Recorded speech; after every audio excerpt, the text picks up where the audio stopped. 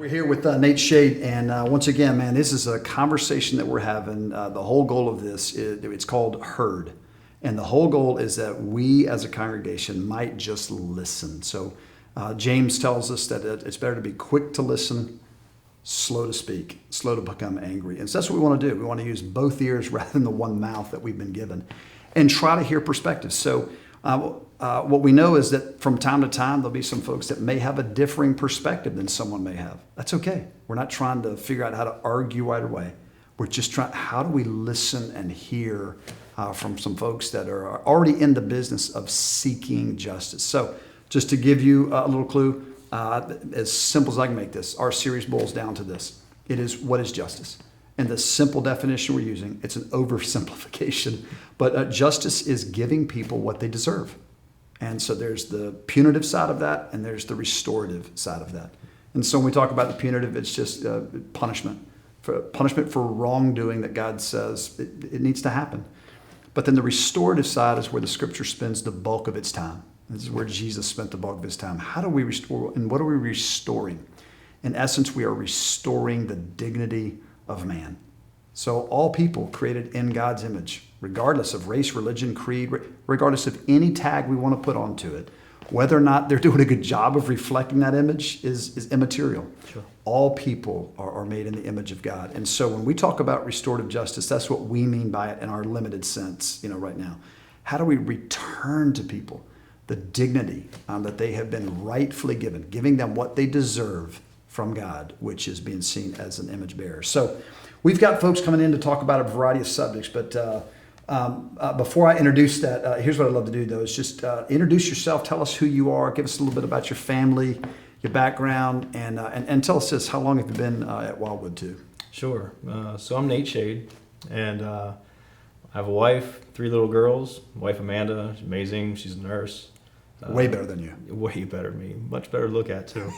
And 3 beautiful little girls, 9, 7, and 4, handful. A lot of fun, though. Mm. And we've been coming to Wildwood for, going on like 3 years now, maybe 4 years. And love it up here, having a blast. We moved to Tallahassee from New Smyrna Beach area. Mm. And so, and it was mainly the prisons that got me to get into this.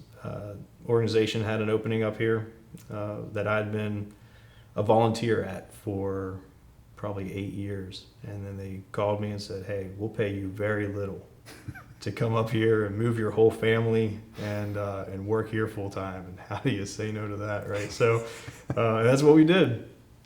So I think, if I'm not mistaken, our first conversation may have been, was that Lucky Goat?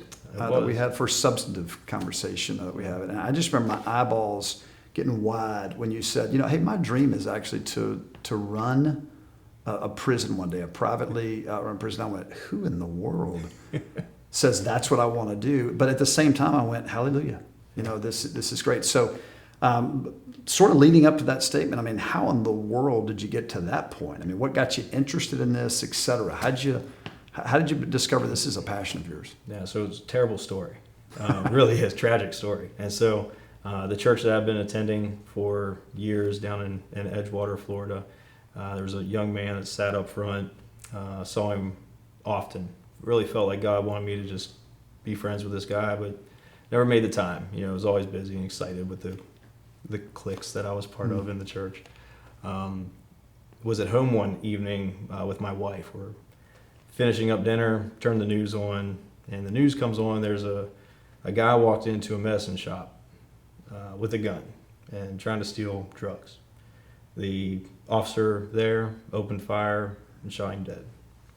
Now, I said, good, got another one off the streets. And in my self-righteous attitude, went back like nothing ever happened. Well, that next morning I went and stopped by the church on my way to work. And I usually would do that because amazing man of God, Kyle McQuillan, worked there.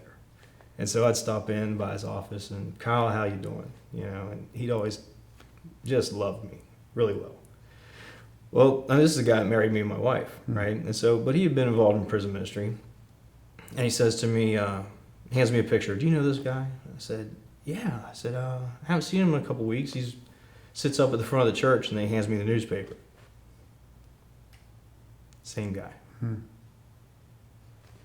So it was at that moment when I realized a brother of Christ died. And I said, good. That was hard. So Kyle looks at me and says, you know why these guys go to prison, right? Why, Kyle? Sin. Same thing you do every day. Hmm. These guys just go to prison for it.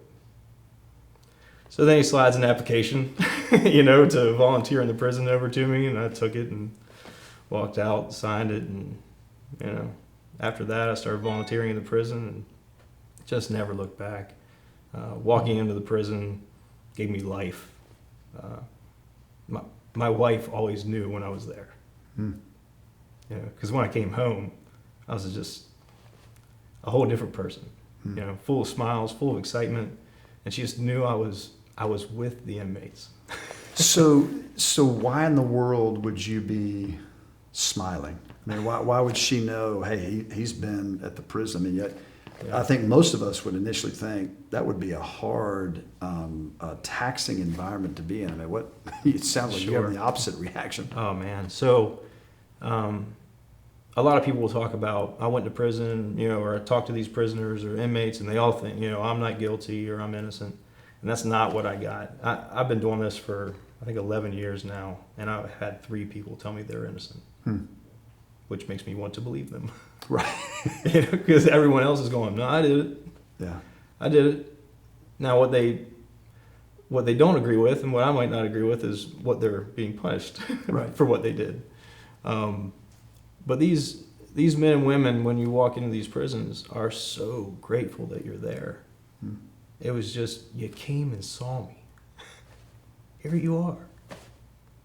So the interactions then with the people who are just saying, I'm just happy Yeah. that somebody's making an investment. That's what Yeah. what began to drive you. Yes. And, they'd write letters, for me to take back to my wife and, thank you for sharing, Nate. Yeah. Things like that. Yes. Wow. Like, yeah. So, but at that point you have another job, correct? Because this is what you're doing as a volunteer. Yes. All right. So then, was it Tallahassee then that as time went on, you got the So- opportunity to do this full Yeah, time? Tallahassee was the full-time part. I became a pastor for a few years, and wasn't really a good fit for me. It's a hard job. I think you know that. Difficult job. And so I felt that life, and my wife noticed that, the life within me changed whenever I was in the prison. And so when I was resigning from a pastoral position, the opportunity to work in the prisons up here in Tallahassee opened up. And so, I jumped on it.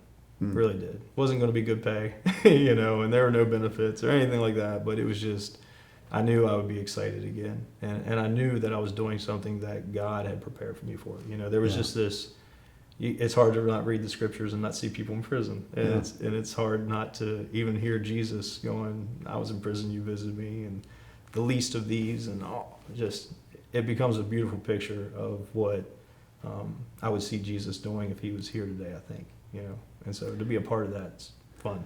Which leads me to this. So let's talk about prison itself. Yeah. All right. So inside of a prison, somehow or another, help us understand what goes on inside of a prison. What, at some level, describe for us what it would be like for the average inmate. So you have 2-man cells, and then you have open bays, which is, if you're in a 2-man cell, there's a bunk bed in there, and it's a really small box, and that's what most people think of when they think of prison. See it on TV. Yeah, that's what you see on TV. And there's not much in there. There's a toilet, and there's showers that everybody uses, probably like 4 showers.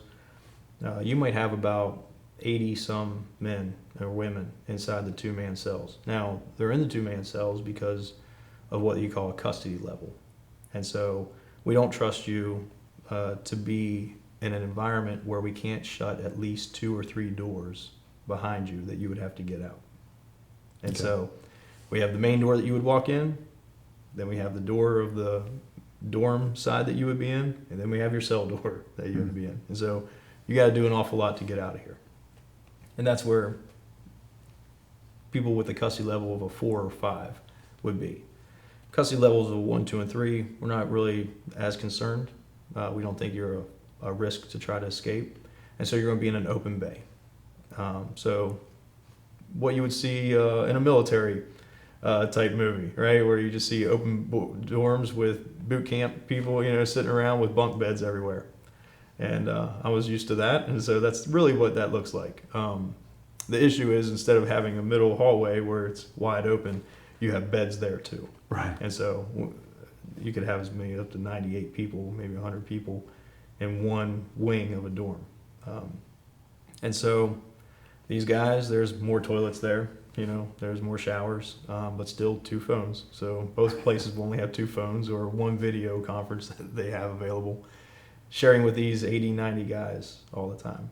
And there's a TV you can sit that they'll turn on from time to time. And they usually can't change the channels. So it's really whatever the officers put on.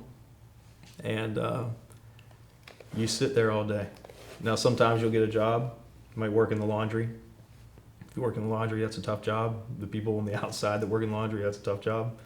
You might work in the chow hall, making food. You might be what's called inside grounds, where they give you the little Fred Flintstone lawnmower, right? And you push that around until you cut all the grass around there.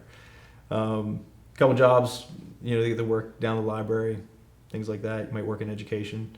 You might work for the chaplain, things like that. So there's little jobs here and there that guys will get. But if you don't have any of those jobs, you just sit in your bed and melt all day. No air conditioning either. So it gets a little hot. So then inside, if I'm hearing you correctly, then it's not like there's this highly structured environment. I mean, it really is. It's just left up to you to determine what you're going to do with that time. Obviously, within certain restrictions. I mean, you don't have access to a tremendous amount. A certain amount of time they'll do count, right? So there's set times when they have to count all the inmates. Okay. And so everybody has to get in their beds. Officers come through, they count everybody. Now imagine you have 2 to 3 people walking through each dorm, counting everybody. You probably have about 1,200 to 1,500 inmates on a compound, right? And you have all these dorms that are lined up, and now they got to make sure that they've counted everybody exactly right. And no one gets down until they get the right number. Right. And so, and if people were in medical, people went to dental, Sure. People were working outside, things like that, you need to make sure you got those numbers right too. And so it's one of the things the inmates will complain about the most. These guys don't know how to count. I was in the Marine Corps, and so I remember just us counting in our dorm and getting it wrong. And so and we were counting ourselves. And so it was, but sometimes they think Marines can't count anyway, but we're crayon eaters, so no big deal. So what is missing? I'm hearing, here's just a few things, but tell me what is missing inside of prisons right now? What does the question even make sense to you? Yeah, I would say opportunities. They want to know why gangs build up inside the prisons or why violence shows up in the prisons. We got a bunch of guys sitting around doing nothing. Absolutely nothing. Now, when I was in the Marine Corps, we had an objective, right? Sometimes we're doing classes, sometimes we're doing exercise, sometimes we're learning things, sometimes we're cleaning rifles, sometimes we're marching around. You know what I mean? And you would think all of it together makes no sense. But when you put it all together, they were building something. They were turning me from a regular civilian into a United States Marine. Yeah. You're just an inmate. If you took us as a group of Marines, and we had fights in the dorms when we were trying to become Marines, right? Imagine when you have no goal, nothing to do. These guys sitting around playing dominoes or, something like that, and something goes wrong. Well, one, you're hot, you're agitated, you're melting, you're with a bunch of guys that you don't know. You don't want to be there in the first place. You might be upset with yourself as to why you are there. So would fights break out? Absolutely. Would people jump into gangs and things? Sure, for protection. There's all kinds of things like that. So I'm part of a program called Horizon Communities Corporation, right? That's what I run. We go into the day room. We take the TV out, make a smaller little TV area for them to view. We turn the day room into a computer lab.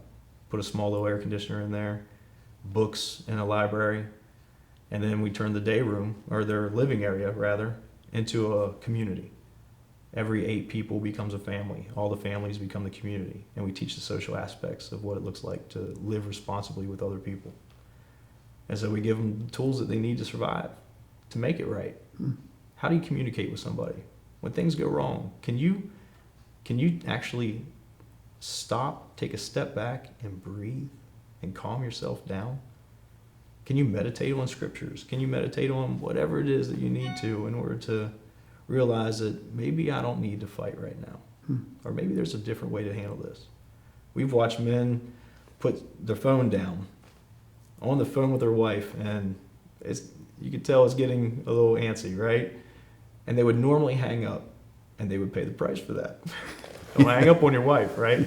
But they got to the point where they're putting the phone down. Take a step back. You watch them breathe, calm themselves down, pick the phone back up, and begin that conversation again.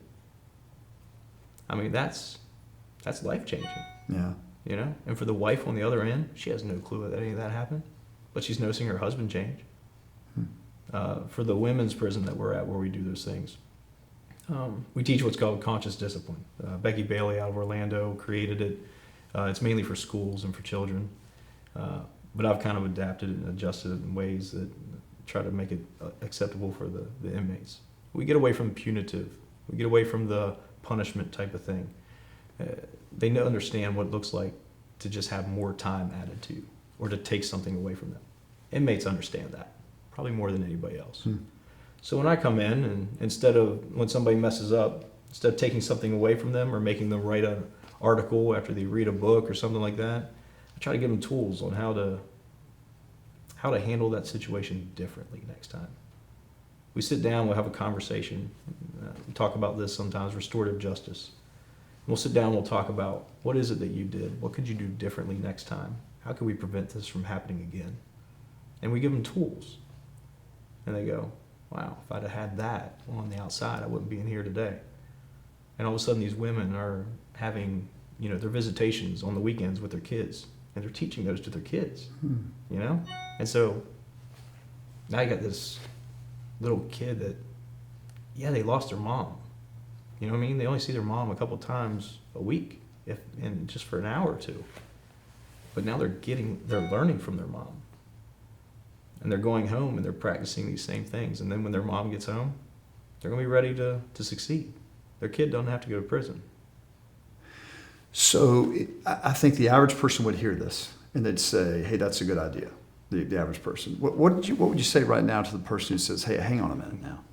Prison, however, though, that's just for criminals.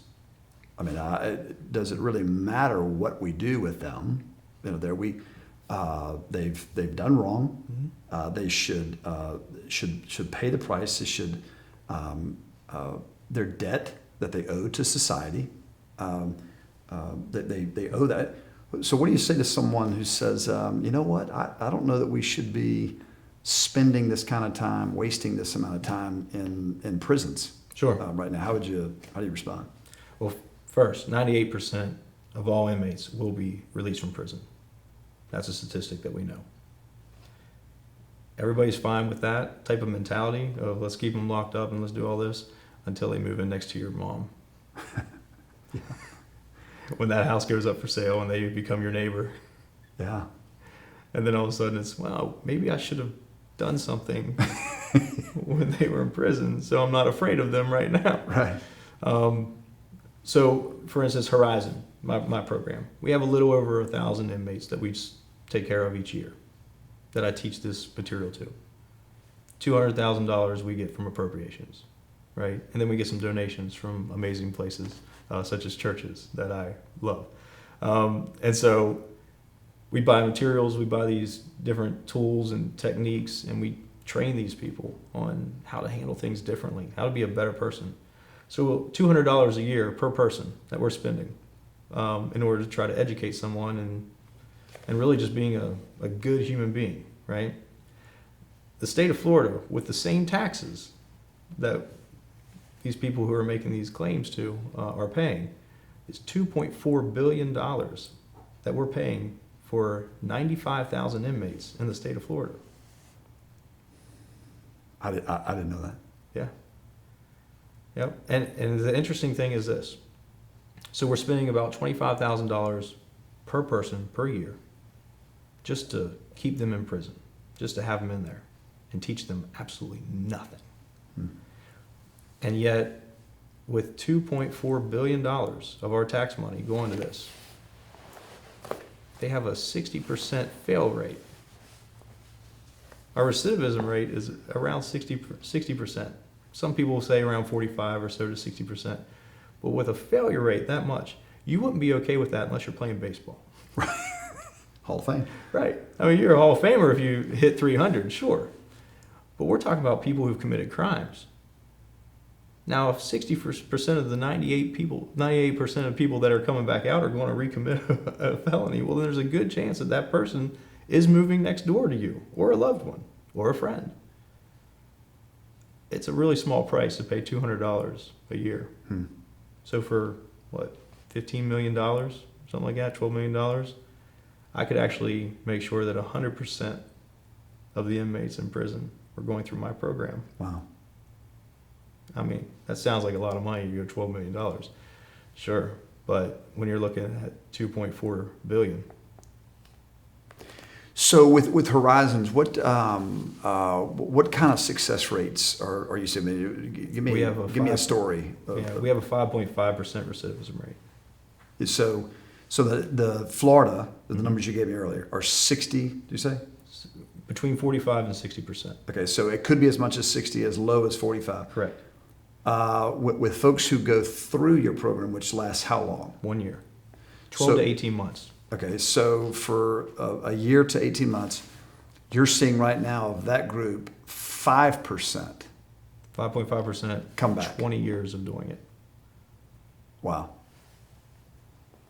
Why in the world is the government not giving you money? Rehabilitation is not popular. Not for inmates either.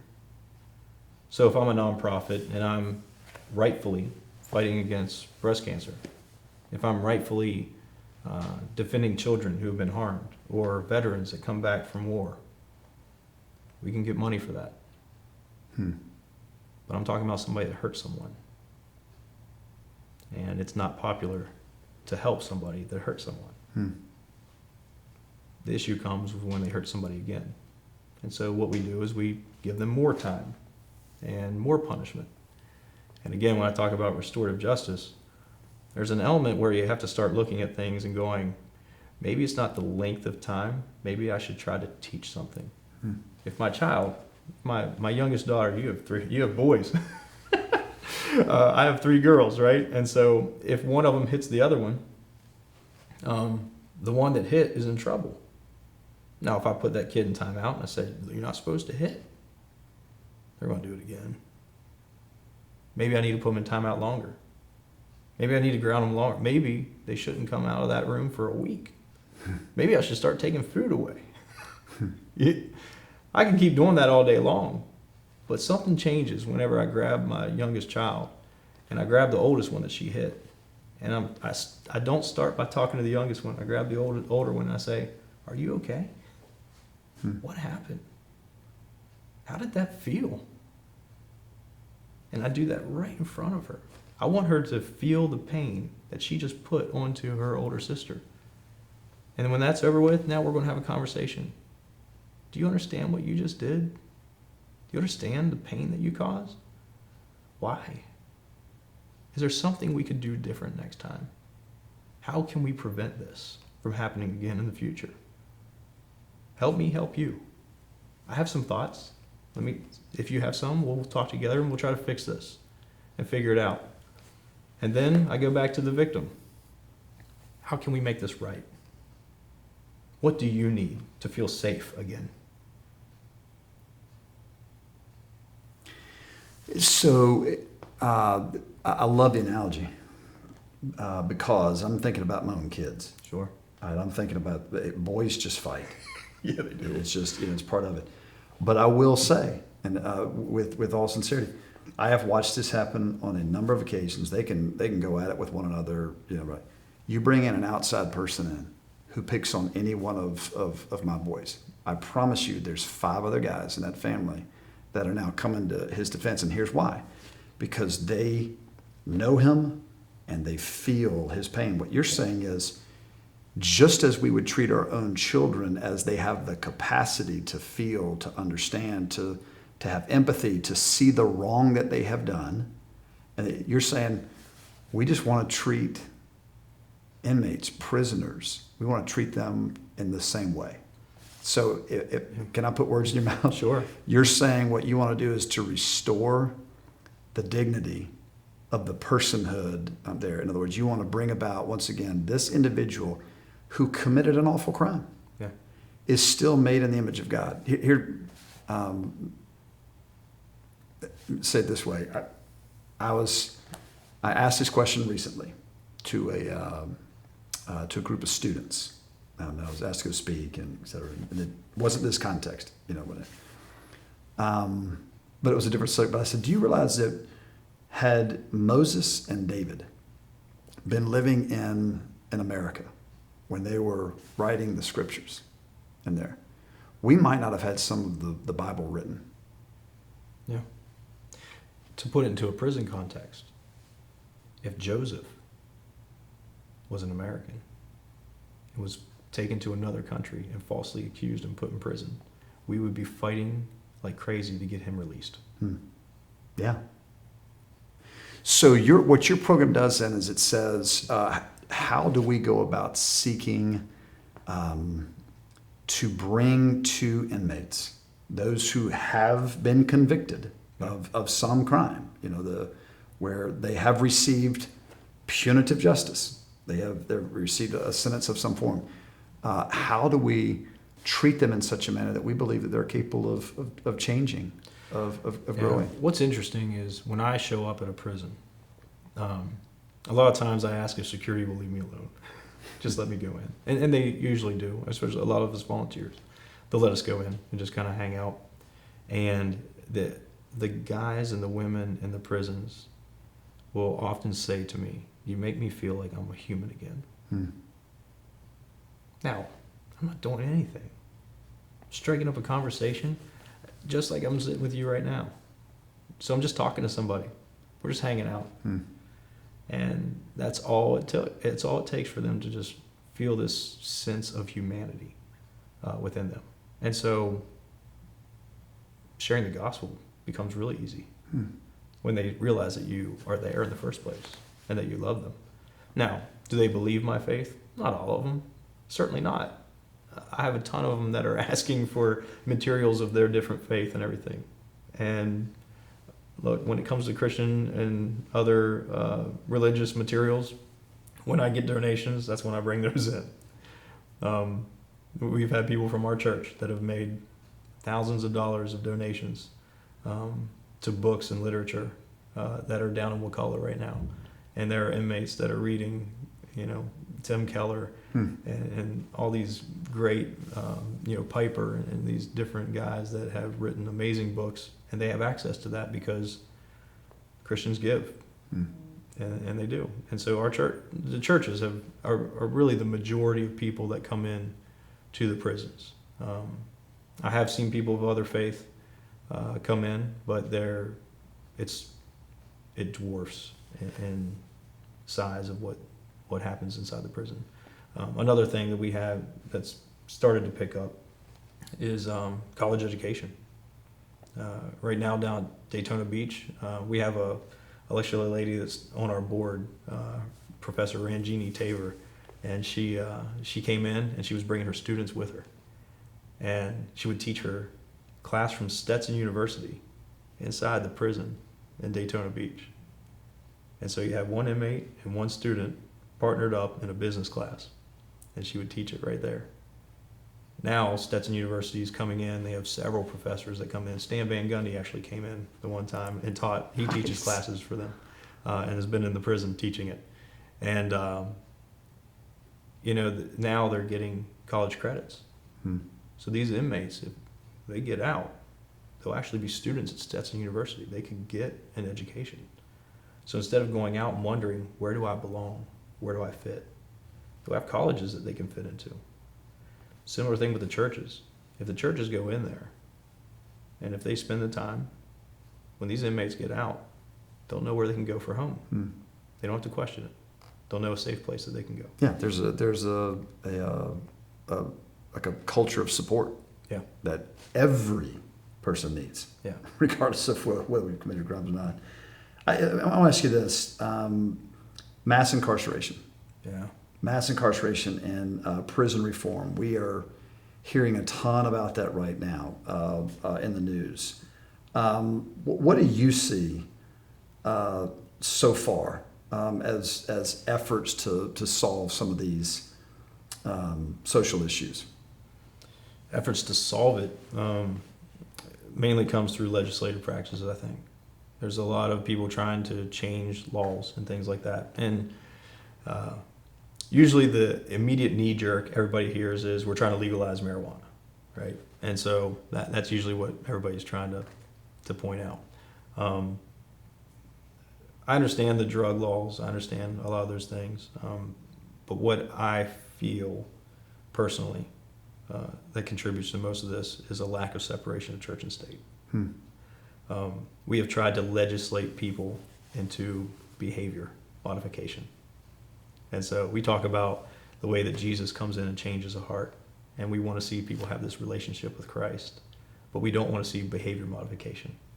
You know, the Spirit will change your behavior as He feels need to do that. And so what we've done is we've taken people that were not comfortable with what they're doing, and we've decided to make a legislative law against that behavior and put them in prison. Now, when we decided to be really tough on crime, when we decided to have a war on drugs, the problem is that this war on drugs seems to really look like a war on people. And I would say of all races. Now, there are conflicting stories in some of that, and honestly, a lot of the drugs that were more prone to African Americans seem to come with a stricter crime. And so there is some inconsistencies in those types of things. But it is all people. And so when someone has a drug addiction and a drug problem, we're going to put them in prison for a decade or more and then let them out. And that fixes what? And so if we didn't solve anything, if we didn't actually address the issue with a drug addiction or something like that, then this person will recidivate 60% or higher, right? If you go federally and throughout the United States, we're over 60%. I think it's about 65% recidivism rate. And so now you're looking at all states. Now you're looking at the highest population of incarcerated people. We're 5% of the world's population. We're 25% of the Earth's inmate population. That's not okay. America is. America is. Yeah. Yeah. So 5% of the world's population, 25% of the inmate population. That's a big number. There's just two things come to mind off of that. Number one, do you think, based on your experience, and when you look, and so again, series is on justice. We're trying to do as Jesus said, which is seek justice. It's not good enough to be just against injustice. We've got to actually seek justice. Disparate sentencing. Do you see that as an actual issue? Is that just a perceived thing, or is that something that's real? It's real. It's inside the prison. It's almost accepted. So what's strange is the amount of people that are on the outside screaming that there are injustices, that there are people that have the same crime that are black or white, facing different time sentences. I don't ask people what their crime is. I don't even ask people how much time they have left. But they share it with me as we go through. I'll never look up an inmate. I don't care. I see someone made in the image of Christ, and I want to love that person. I need to give them the tools necessary to succeed before they get out and don't succeed. And so that's my goal whenever I go in. However, when I do get the chance to have people talk to me, it is a very real thing. Now, there's something that's also very interesting, and it has to do with the rich. So those that are wealthy, and usually they're wealthy white people, also get very, very long sentences on things that almost a strike of a check would fix. If somebody took money, real estate, things like that, but they're a wealthy white person, they'll spend more time in prison, 15, 17 years and stuff like that in prison. Even if the victim's saying, I would have just liked to have my money back.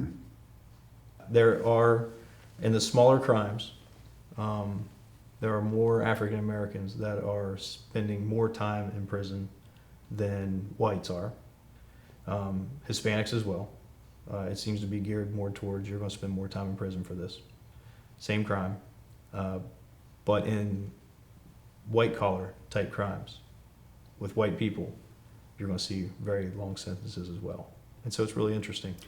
It seems to me that, and again, this is why I got you here, because I can make statements. Sure. That you've got facts, et cetera. It seems to me that there's almost a vested interest that we have in America of populating prisons. Now, I'm not saying we're creating crimes to go put people. I'm not saying that. I'm saying it. Correct me if I'm wrong, but the prison industry has boomed in America. Is that correct? Yes, absolutely. I mean, it's a $2.4 billion organization in Florida, right? And so it's the biggest thing that we have in Florida. We spend more on that than we do colleges. So for the person that, again, we do talk about these guys should be punished. They are. They're being removed from society. That's the punishment. Officers that are in prison, they don't have to do anything else. They're already being punished. But we keep playing into this thing. We need to do this to them, this to them, this to them. So when we talk, there used to be Pell Grants where they would have the opportunity to go and have college classes, which we're doing now. But it's a private school that's doing it, right? And it's professors giving their own time to do that as well. So we're not spending taxpayer money in order to fund these types of things. Instead, we're using our own money to try to make that happen. And nobody seems to have a problem with that. But the issue is that while we sit here and talk about we need to fund schools better, and we need to focus more on colleges, and we're trying to take the areas where, like redlining, where there's been, more of the population is African American, there's less funding, the houses aren't worth as much, and the schools don't get the budget that they would. Well, we keep talking about wanting to put money into that. But in actuality, we're building prisons. Now that's happened for the past 20 years, right? So in the past 20 years, we've grown that much tremendously. I mean, it's astronomical, the amount of money that we spend on those things. We have senators now and people in the House of Representatives now that are looking at that and going, I want to start shutting some of these down. Good for them. And I think we should hear them because they're going, obviously this investment wasn't what we expected a return to get to be. There's no ROI on this. The return on investment is miserable. We're just going to keep paying billions of dollars to keep people in prison, where I could almost spend that to put them to college. Right. And so if we would have built the colleges up, or if we would have built these neighborhoods up, who knows? There's a chance. Maybe more scholarships, or who knows what it looks like. And all of a sudden, we don't have the prison population that we do now.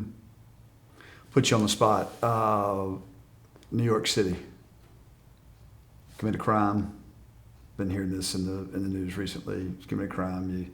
You get arrested. You go to jail. You're released immediately from that. Just general thoughts in terms of a biblical perspective of seeking justice in there. Thoughts on that? I don't know if I talked about this yet, but my question is always, are you mad at them or are you afraid of them? Hmm. Because if you're afraid of them, we need to keep them locked up, and we need to find out if there's some mental health issues or substance abuse issues. Is there something going on behind the scenes that we need to address in order to keep people safe? If you're just mad at them, well, let's find a way to give them the help they need. I think this is an area where the church could really show up. If the church was to see, we're able to see the amount of people who are just suffocating under the demands of a normal life in America, and we were able to kind of welcome that and enter into that with empathy and respect, and try to restore that person with hope that the gospel brings. I think that looks a whole lot more like justice than handcuffing someone and just hoping for the best. You shared with me a story before we were shooting this, and I loved it, and it was a creative way to go about seeking justice. Right. Where there's the punishment side of things, and then there's the restorative side of things, and it had to do with a guy that only thought he had a talent of drawing. Right. Share that. It was what we talk about is restorative justice. There's a lady here in Tallahassee, Dr. Cindy Bigby, brilliant lady, amazing lady, and this wasn't, I don't think, with her, but with some of the people in her circles that do restorative justice around the country and in Florida. And this 13-year-old kid keys a car, damages it, messes it all up, and this older lady calls the cops on him, and they arrest him. 13-year-old doing just dumb stuff, and got caught. They decided they're going to use restorative justice. So they bring together this lady, a friend of hers, this young man, the family that he had, and this restorative justice nonviolent communications professional. And they have a dialogue. And similar to what I mentioned about my daughter earlier, how did this feel? Are you afraid? Like, explain your emotions and let this kid see what it is that you've gone through from this. What can we do to prevent this? All these different conversations that went through. Turns out it's going to be $3,000, for her to be able to pay and to fix that. And this kid doesn't have $3,000. And so how can we make this right? And he says, I don't know, I could draw something. And he's just throwing something out there just to be goofy. And, I know I'm in trouble. I know I'm going to jail. And there's nothing I can say right now to get out. All of a sudden, the victim says, could you draw me a life-size picture of Tinkerbell? The room's pretty quiet. Even the professional doesn't know what to do at this point, right? Like, is this lady being serious? And she's a life-size picture, like a picture as big as me of Tinkerbell. I said, yeah, I can do that. Okay, it takes him about 4 months, but he draws it, and that's what she wanted. She wanted something like that. She never got the car fixed. She wanted it as a reminder that there's another way. We could have restorative justice. Does this kid have to pay for things? Sure. It took him time, it took him energy, it took his efforts, but he got to see value in his work. Now, did it look amazing and Disney quality? I doubt it. But that lady didn't care. It's $3,000 for a car. In the end, this kid doesn't have a criminal record. He's not going to spend the rest of his life knowing that he committed a crime and has to have that on his record and answer for it every single time. Give him another chance. It was another way out. Restorative justice is one of those things that I'll push like crazy. It's a beautiful thing. In Tallahassee was the first time we ever did a capital murder case using restorative justice. Did this guy go to jail, in prison? Yeah. I know him. Amazing kid. Did he make a terrible, terrible decision? Absolutely. Cost a woman her life. It was miserable. But I know both families. I've had the chance to talk with both families. With his family more than with hers. But I've got to meet both families, and they're amazing people. Now, he's going to answer for his crime, rightfully so. But they know the answers to everything, every question that they had. They have a peace knowing exactly what was going on. They have a peace knowing that this young man is going to recover. He's going to be okay. It's not going to bring their daughter back, but they're able to go around and talk about restorative justice and what that looks like. I try to push that as many times as I can, especially with victims, because more often than not, I hear people being afraid. I don't want that person to get out of prison because I'm afraid. Yeah. What if you could get rid of that? What if spending time in one of these restorative circles, what if that would lead you to being able to go to sleep at night, even if that person's free, and know that you're okay? This doctor that I know and several other people that are practicing this type of thing, restorative justice, they're not believers. There are various religions out there. Some of them are atheist or whatever.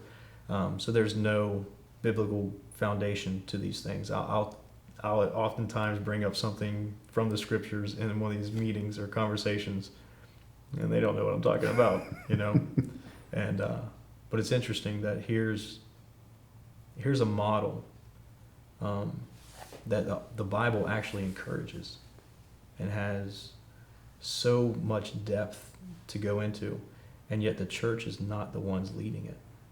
I couldn't help but think the story of Jeffrey Epstein, and awful what happened to hundreds, of girls in the process. Did you get a chance to hear some of the victims? I don't know if you've heard this yet, but where they were talking about what the judge, in that case, who was going to hear it, didn't get to hear it because he died in prison. But the judge decided to let these victims go ahead and talk. Yeah. Anyway, and as these girls are sharing what that meant, they spoke about this judge.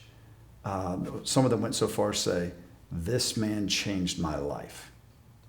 As the victims were able just simply to share, that others might be able to hear. I'm hearing you say sometimes, maybe what we need is just more communication. Even that may be a part of the equation of actual biblical justice being served. Yeah. Giving to someone what they deserve. Well, here's an interesting thought about some of that is it is rare that a victim is actually heard. The perpetrator, they offended somebody, and so they're going to go to prison. But we're going to give them a victim's advocate, so they don't have to actually be in a room or anywhere else. They have to spend all their moments wondering if the person that spoke for them said it right. Their voice was never the one actually heard. They're going to spend their time wondering, what if that person gets out? I see over and over again parole hearings that show up for people, and sometimes the families do show up and they speak. They don't want that person out. And I feel bad for them. That's difficult. I can't imagine the loss that they go through. But there's just this element of where I can imagine the scriptures taking their fear away if they had the opportunity to actually speak, if they had the restorative justice principle, if it wasn't just more time in prison and locked away, but instead it was the ability to enter into the pain for one last time. Because anytime this parole hearing comes up or a sentence comes close to ending, they enter into that pain again, over and over and over again. And I just always wonder, what would it be like to enter into that pain one last time and watch it go away this time for good? Before we close, give me, what are a couple of resources that you could recommend for us if we want to learn more, or maybe even what has influenced you? Yeah. As any books, any individuals, and I mean, you mentioned the gentleman at the beginning, the pastor that got you going down. Cal this road. McQuillan, yeah. There's a book, Nonviolent Communications. Okay. Not written, I don't believe, by a Christian. They use the Bible in there from time to time to prove their points, which is always interesting to me, that here's ways that we can do things better. And, oh, by the way, the Bible talks about it. No kidding. that's a great book. There's a book called Hard Time, which is written more of like it's almost the scholarly everything you need to know about prisons that comes out. And then there's a book called Incarceration Nations by Boz Dresslinger. And she goes to all these different prisons and she's watching the way that they do them and she's reporting back on it. And it's powerful when you start seeing prisons in Norway, prisons in Germany, prisons in Korea, South Africa, and just the atrocities that come through racism in South Africa and things like that, and the way that they've entered into really a restorative justice practice in their country to fix the apartheid, racism, atrocities that happened there, and it healed their land, you know. But they had to talk about it. They had to enter into the ugly parts of it, the darkness of it, and both sides look white and black and look and go, am I wrong here? Is there anything that I'm missing? And I don't think it was ever an element of let's look how far back that happened, as much as let's look where we can go if we fix this. Wow. Last word to us. You have been at Wildwood for a few years now. Sure. You know that we are. This is a good church. Yeah. There are people here who care. They love Jesus. They so many have done a variety of things to help a variety of problems. In there. What would you say? Sum it up. What do you say? Hey, I would love for Wildwood to hear this. What do you want Wildwood to hear when we talk about all things criminal justice reform? Sure. Your voice can be really loud.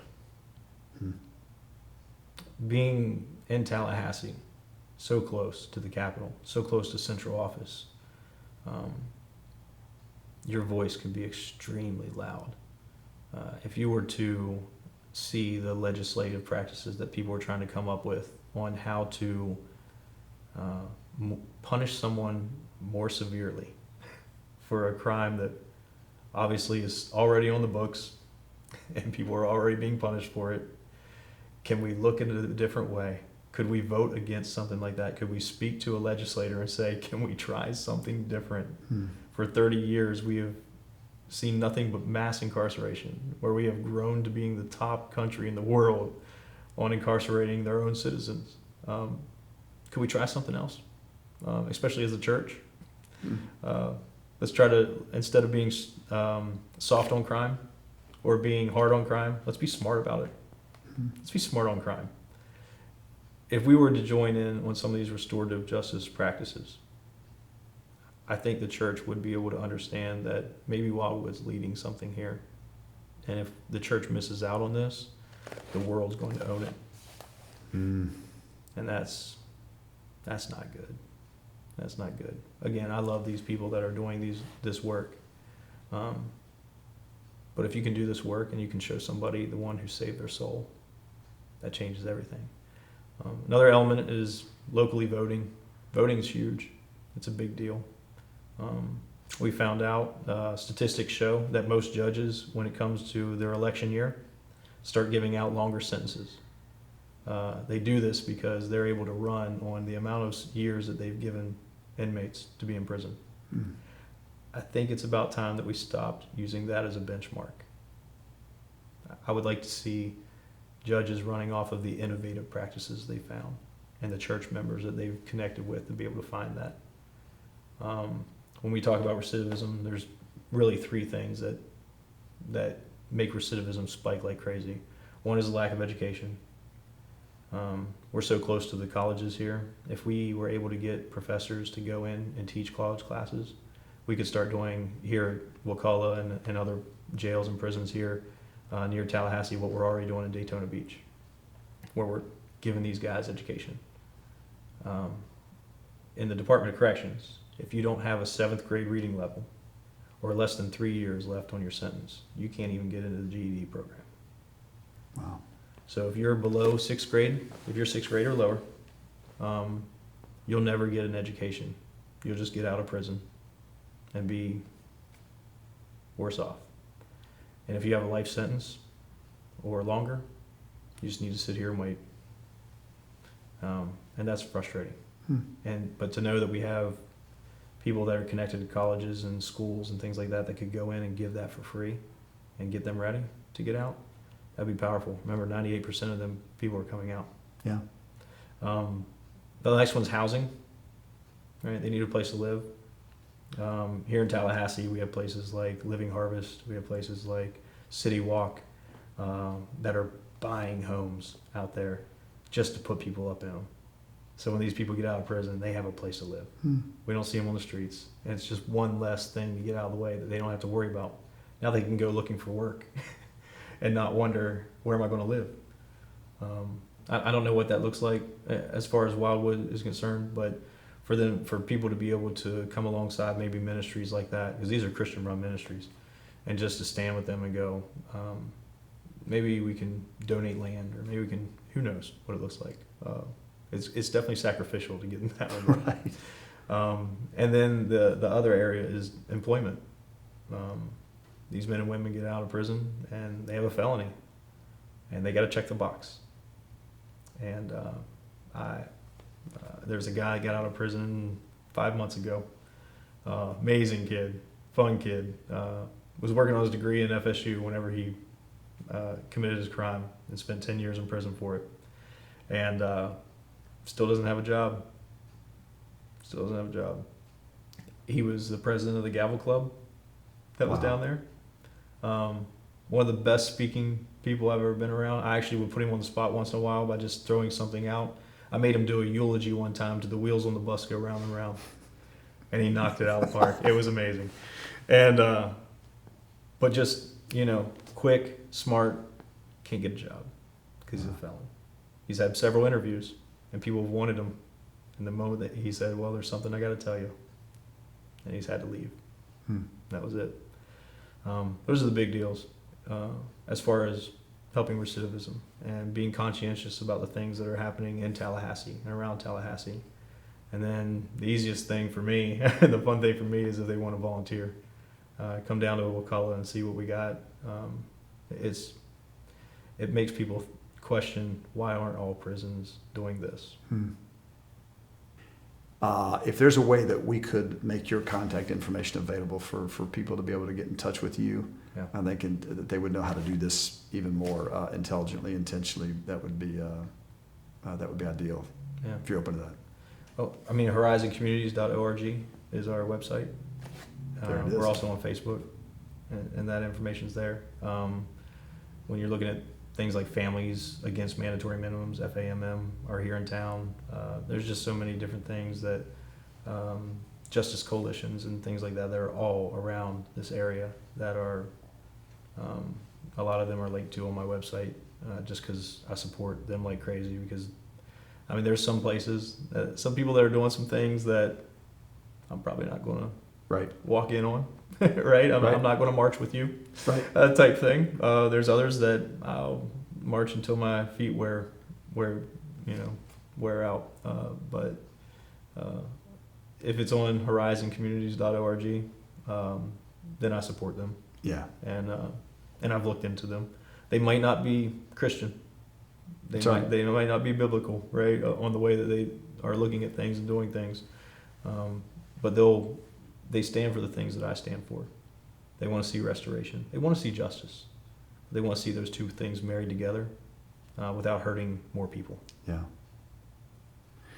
Brother, very, very helpful. I mean it when I tell you thank you for what you do. Yeah. Thank you for devoting your life right now, saying, Lord, I want to jump on board with you.